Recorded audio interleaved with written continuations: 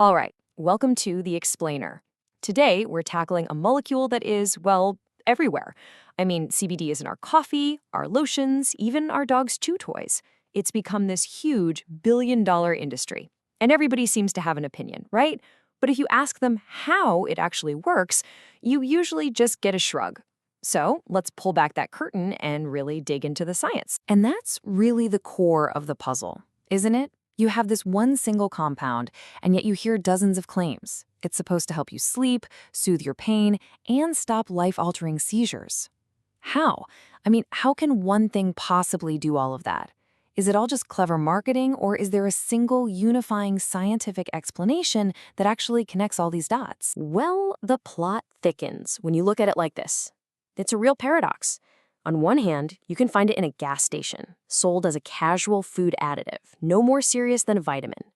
But on the other hand, a pure, concentrated form of that exact same molecule is an FDA-approved drug, a drug so powerful it's prescribed for some of the most severe seizure disorders out there. So which one is it? A wellness fad or serious medicine? That FDA approval, that's our big clue. That's the thread we can pull on to unravel this whole thing. See, epilepsy, at its most basic level, is like an electrical storm rampaging through the brain. So if we can figure out how CBD calms that storm, we get a front row seat to how the master controls of our entire nervous system actually work. So let's zoom way, way in, right down to the cellular level, and look at those master controls. They're called ion channels. The easiest way to think of them is like tiny little electrical gates on the surface of your cells. And I mean, everything is run by these gates. Every thought you have, every feeling you feel, every movement you make, it's all governed by billions of these microscopic gates opening and closing. And here's the basic process. It's like a chain reaction. First, a signal shows up and tells a gate, hey, open up. The gate swings open and a flood of charged particles, called ions, rushes through. That flood of ions changes the cell's electrical state, and that triggers a response. Boom, a nerve fires or a muscle contracts.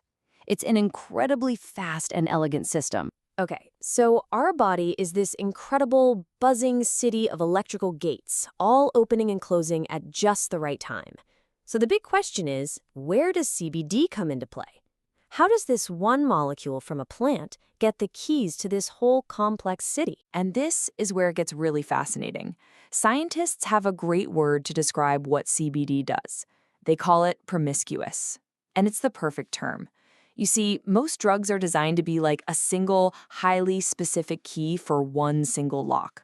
But CBD? It's more like a master key.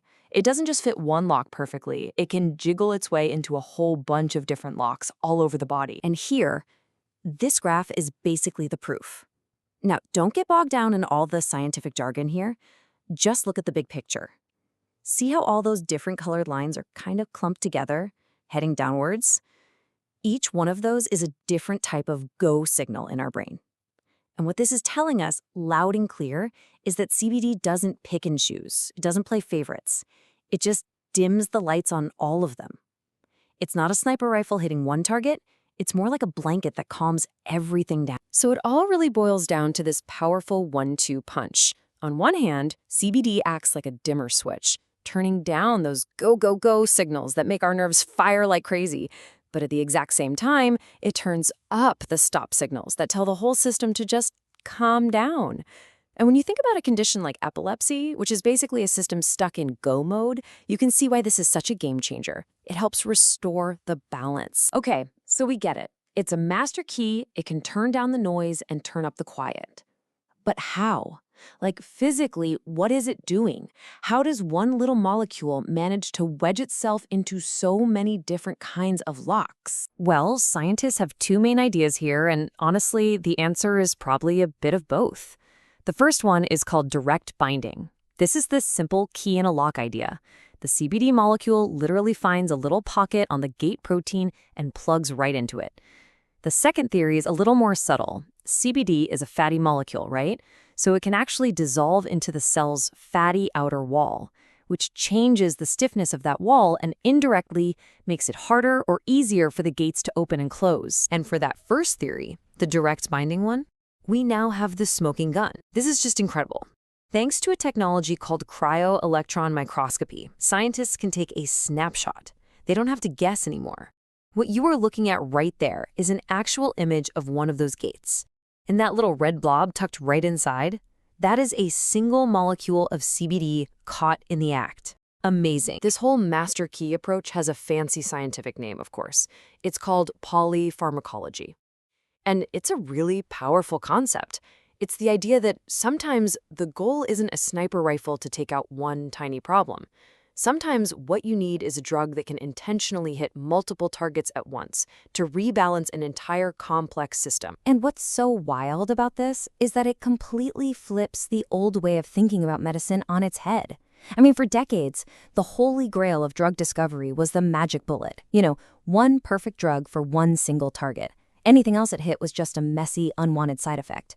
But what CBD is teaching us is that maybe for really complex issues like chronic pain or anxiety, that messiness isn't a bug at all. It's the entire point.